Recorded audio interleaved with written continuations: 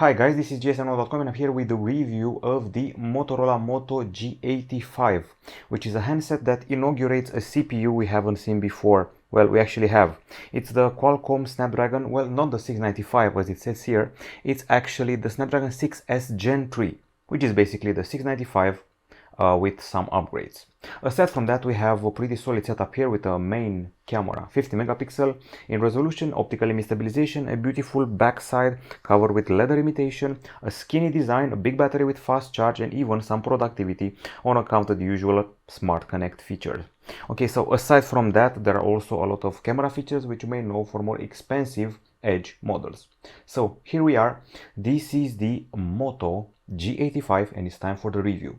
Now, design-wise, it's a very good looking phone in this olive hue with this backside that feels a bit like a, you're going to laugh probably, like a rug.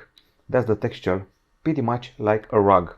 It's also a very skinny phone at 7.6 millimeters and it weighs just 171 grams. The volume buttons are a bit slim, so it takes a while to get used to them. So yeah, there's that. It's pretty comfy to use on account of the fact that the skinny frame helps you grip it properly. The grip is probably the best aspect about it, and the fact that your finger can reach most areas of the screen. It's also pretty well built and looks premium thanks to the usual slightly curved screen up front, which has probably been inherited from the Edge series. Now, the screen we're getting here, this one is actually a POLED. POLED means plastic OLED, 6.67 inches, refresh rate is 120 Hz, resolution is Full HD+, and the bezels are very narrow. Now the screen is put to the test as usual via this video here, and since it's an OLED and a quality one, it's also very immersive at above 90% screen to body ratio. It's got wide view angles, as you can tell for yourself, and also bright and vivid colors. Now, aside from that, let's see how it handled our lux meter test, because that's how we measure the brightness with a lux meter. We achieved 926 lux units, which is a very good score. It even surpasses flagships like the Vivo X90 Pro and even its bigger brother, Motorola H50 Pro. It places on the 29th spot all time, and just 2 lux above there's the Galaxy A55. We're surpassed by the Oppo Reno 12 Pro, just so you know, and the Honor Magic 6 Lite. You can customize the visual experience with icons, wallpapers and more, but we'll talk about that later. We've already addressed the CPU, even though it says 695 here, it's actually the brand new Snapdragon 6S Gen 3. To be honest, it's a 695 with a higher frequency, which also limits the phone to Full HD capture only. If you go to the system, you're going to be treated to 8 gigs of RAM and 256 gigabytes of UFS 2.2 storage. I have good news, there's a microSD card slot. And now let's see how the tests were handled. First of all, I'm going to jump straight to the photos, to the library here. I want to see if we face throttling or not. So yeah, let me find the test. So we lost 7% performance during the throttle test, which is excellent, seeing how the Galaxy Z Flip 6 and Z Fold 6 lost 50% performance. And going to the benchmarks, we start off with Antutu 10, where we're just above a few phones which are typical mid-rangers from this year. Not the best, to be honest. I mean, we're doing better than the ZTE Nubia Focus Pro, Nokia XR21 and the Infinix Pro model. So we're in the lower tier of the mid-rangers. When it comes to the Geekbench 6, we're above the Honor Magic 6 Lite and the Moto G54 in the single core, while in the multi-core we surpass the Moto G84, its direct predecessor, but not by a huge margin. Now, aside from that, I'm also going to have a look at the GPU test. We're in the area of the same Nubia Focus Pro from ZTE and slightly below the Honor Magic 6 Lite and the Realme 12 Pro Plus. And temperature-wise, let's see how we also did there. We go here to the test. In benchmarks, 34.9 degrees Celsius. In games, 30.5 degrees Celsius. So it stays pretty cool even when you're gaming. Now, as usual for Motorola, even though the waistline is skinny, the battery is large, 5000 mAh, and it should also charge pretty fast, 30 watts. So yeah, there's actually good news. And not very sure about that. I think I remember that we did have a charger in the box. We're going to have to check the unboxing and get back to you. It's been a while and I've unboxed a lot of phones. But let's see the tests we did for this battery. So we achieved 23 hours and 53 minutes of continuous HD video playback. Top 30 material, just above the Honor 200 Pro and the Nothing Phone 2A. By the way, I should also mention that the upgrade is pretty big compared to the predecessor, which had 20 hours and 52 minutes. When it comes to continuous usage, it's 14 hours and 5 minutes. I'll tell you right now that we surpassed the Honor 200.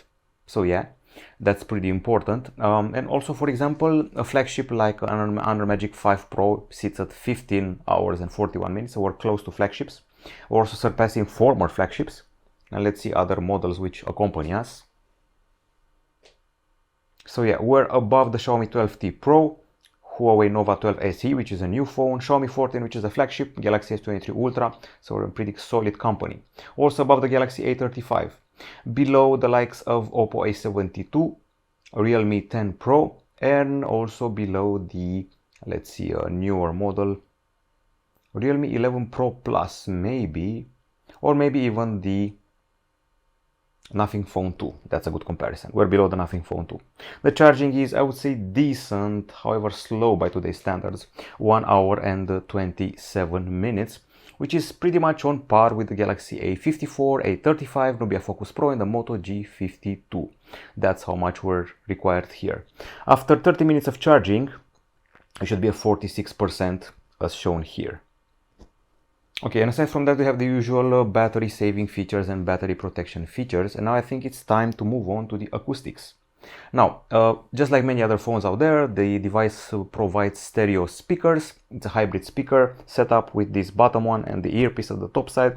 The good news is that Motorola is also offering extras like the Dolby Atmos here, which includes landscape stereo, spatial audio, smart audio, music, movie, game, and podcast, custom area with extra treble, bass, and vocals, plus the surround virtualizer thing. Okay, so I think it's also time to check out an acoustic sample and see what the audio can offer us. Okay, so let's see here. Sound test, here we go.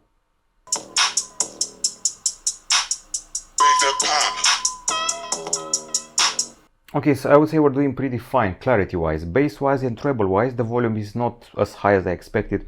I actually expected a lot more, and there's a huge difference between the top speaker and the bottom speaker, as you're about to see. So not very balanced between the two speakers, but the bottom one, well, will definitely be impressive. You're going to see that in a minute now. So we go here to the tests. We have the volume tests.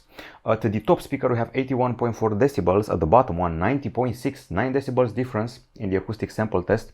This one is a huge result. We usually get something like 85. Yeah, so we're pretty much in the same range as most mid-range phones in general, but with this one we actually went ahead and surpassed Galaxy S24 Ultra, S23 Ultra, and a lot of other phones, OnePlus phones and Oppo phones, and so many more. So it's a pretty high score, this one at the bottom. Now we have another test here.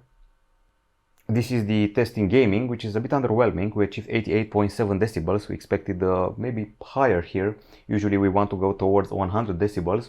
It's just a smidge better than the Galaxy A55 and the OnePlus Open. It's also above the OnePlus Nord 3. So yeah, there's a small upgrade compared to those, but we're definitely below the gaming Asus phones, maybe some other Motorolas. We're below the Moto Razr 40 Ultra, for example, the Poco X4 GT, and even a recent phone like the Realme C35, which is at a lesser price than this one. So yeah, the bottom speaker is doing the heavy lifting for sure.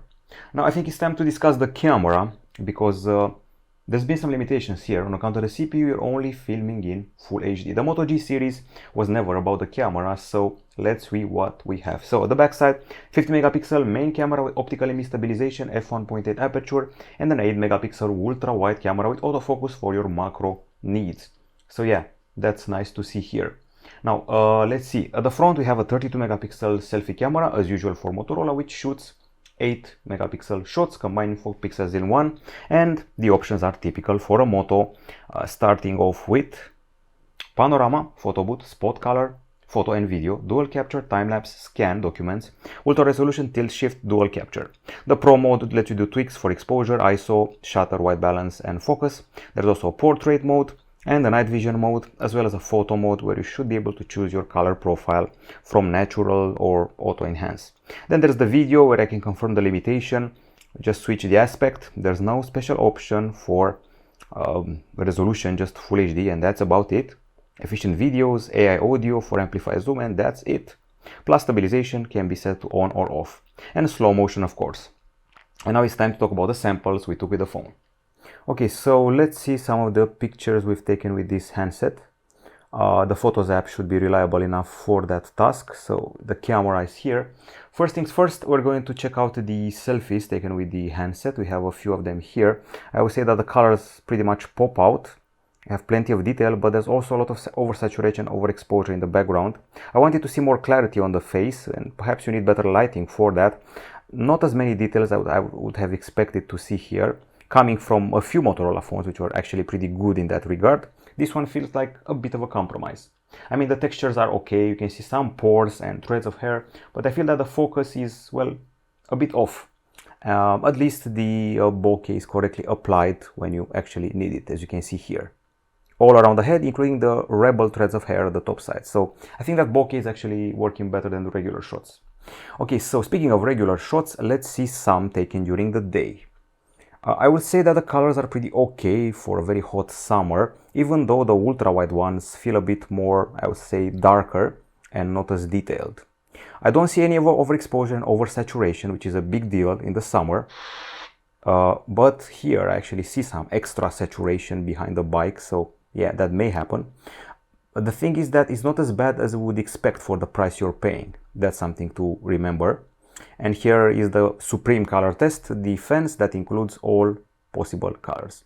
We even tried out the zoom, even though we're lacking a telephoto camera. You can actually do decently at about 3x. If you go up to 4x or 5x, you're going to notice quite a bit of grain and noise. But 2 or 3x should be fine. Of course, some close-ups and macros, which is an area where the phone seems to excel, and we don't even have to take multiple shots to achieve that. Flowers are also a testimony with very good details up close. I remember that I used to test Xiaomi Redmi phones and they always had a problem in this area. Well, the Motorola seem to do a bit better. Back in the day, there was a Motorola One Macro, which was specialized in macro shots. This is definitely better than that. We even caught a Rebel B here. So yeah, close-ups are probably the best attribute for this phone. And once again, not bad colors. Only the ultra-wide makes the image just a bit darker. Just a bit. Okay, so these are shots taken during the day. I'm happy with the colors, happy with the bokeh, and particularly the close-ups, and the zoom is decent at about 2 or 3x. Let's go to the night time. Expectations were low. It's a lower tier phone in the mid-range department. This is a regular shot, this is a night shot, and you should stick to the night shot because AI definitely works like a champ here.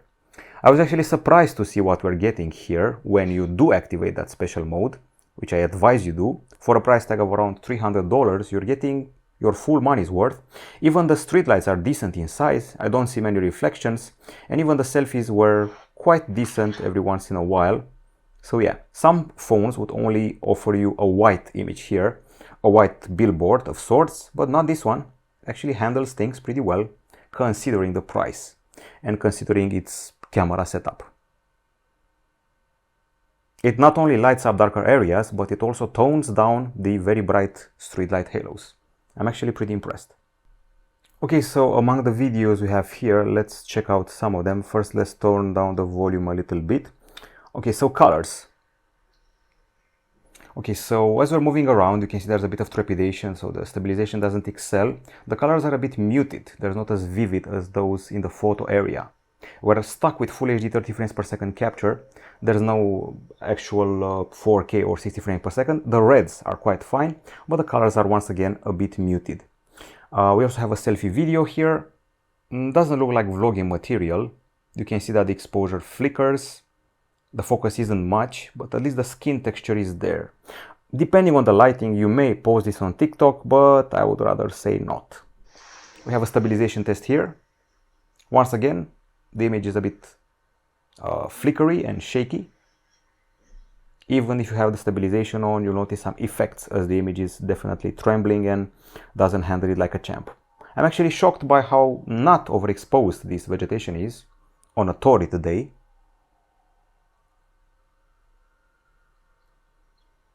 So yeah, not bad in the end. And we should also have some focus test here, focusing on a rose and on the background. Pretty snappy, I would have to say. You can even film in macro if you really feel the need to.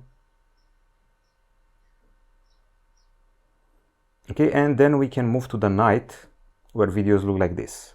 Of course, it's heavily limited by the CPU and the camera sensor. The lights are big, there's a lot of grain, some reflections and some ghosting, so yeah, limitations are to be expected. However, the zoom actually is not that bad considering. At least it's a smooth zoom, it's not in steps like on some Chinese phones out there.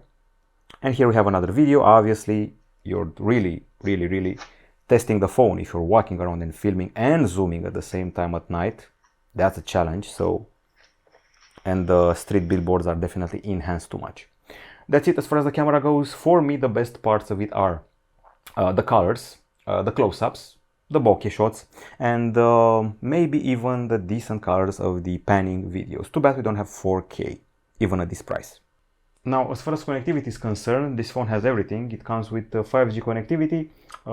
Sadly, there's no Wi-Fi 6. We're stuck with Wi-Fi 5. There's Bluetooth 5.1, NFC. There's also GPS and a USB-C 2.0 port at the bottom. GPS, Galileo, GLONASS, BDS, and QZSS. The calls were pretty loud and clear. I have no objections here. The earpiece does its job fine. And these are the results we achieved. On 5G, I'm actually impressed to see that we went up to 713 megapers downloads and 39.6 megapers in uploads. On Wi-Fi, a bit more modest, 241 over 335. All in all, it's pretty decent. And on the software part, we're getting Android 14, basically the same experience as the Edge 50 series, the Razer 50 series. We're actually not missing out on anything, and that's pretty impressive. I wonder how many years of updates we're getting. I would suppose it's more like 2 rather than 4. These are the options. You can customize your experience from here, personalize, themes, fonts, colors, icon shapes, lock screen. These options remind me of iOS, to be honest. Display, size and text, layout, fingerprint animation, dark mode, and so forth. But the core of the entire experience on such a phone remains the Moto app, your hub for everything Moto related. So once again, personalization is available here as well. These are the gestures you can see on most Moto phones nowadays. They make things easier from the camera to the screenshots with gestures. We have Moto Secure, which scrambles your PIN numbers so they won't be in order. Have a secure folder here. We have phishing detection. We have theft lock and so much more. We have tips. If you're new to the world of Android 14 or new to the world of Moto, you're going to learn something here. Display has lock screen options, attentive display and edge lighting, and play. Aside from Dolby Atmos, there are gaming features here, and there's even a gaming hub. You can trigger toolkit from the side when you're playing a game to do tweaks to performance, capture, and so forth. Now, I actually want to go here to the Moto folders, and we also have family space. Basically, you can create a sort of profile for each of your family members. You can create parental controls, see where the grandpa is at, where the little one is at, so the whole family can be together in this hub. Then we have the Moto section, which you saw before, and we also have Moto Unplugged. If you're sick of the constant notifications, stress, work, people calling you, etc., you can only stick with the basic core apps, camera, message, and phone, and just unplug and take a digital detox. Then we have the Smart Connect, which is the opposite of the digital detox. It's all about productivity. You can do app streaming. You can create a mobile desktop here, full desktop experience. You can also do a mirroring of your phone on the PC. You can use the phone as a webcam on the PC, transfer files, use the phone as a hotspot, lock the PC with the phone, share a clipboard. This lovely feature is cross control, share a mouse cursor on a tablet, laptop, and the phone itself. Finally, share hub. You can also mirror to a display, and this should help with your phone use as a trackpad. You can also mimic a desktop experience with a sort of Windows-like interface and a keyboard and a mouse, and obviously the phone as the hub connected to a monitor or a phone. As far as the pre-installed apps go, I don't see any bloatware. This is the Google package. We have a calculator here, we have Facebook, and we have a few more, but nothing out of the ordinary. So yeah, this is the core experience. It's Android 14, a pretty custom experience, stock experience. These are the widgets you're getting, and everything is pretty straightforward. Okay, so we don't have AI. That's something I noticed compared to the Edge phones, and I think it's time for the verdict. On the Pro side, it's a very good looking phone, a premium design for a low price, a curved bright screen, which is very immersive. The battery life has increased from the predecessor, and the CPU is pretty energy efficient and doesn't overheat. It's quite efficient in general. The camera excels when it comes to close-ups. I would say decent colors and a night mode, which actually surprised me. On the cons, the performance is pretty modest, let's face it. We've seen this CPU before. We're stuck without Wi-Fi 6.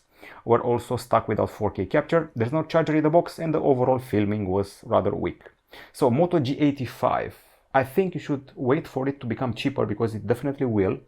It takes some attributes from the H50 series and brings them here, particularly the, I would say, productivity, as well as the customization of the interface and the good looks. That's the core. It's got a premium design for sure, it's energy efficient and can take some pretty nice close-ups of food, flowers and more. The thing is that you're missing out on 4K capture. And the other thing is that I'm not very sure you'll be happy with the video capture in general. And there's no charger in the box. So yeah, there's that. The price is pretty appealing at its debut and it will drop and make the phone even more appealing. It all depends on how much do you want to film with it and how much of a gamer you are. That's the core of the decision to buy this or not. If you buy it for the looks, for the food close-ups and for its low power usage, then it's yours. That's it from GSMDome.com. This has been the review of the Motorola Moto G85. Goodbye.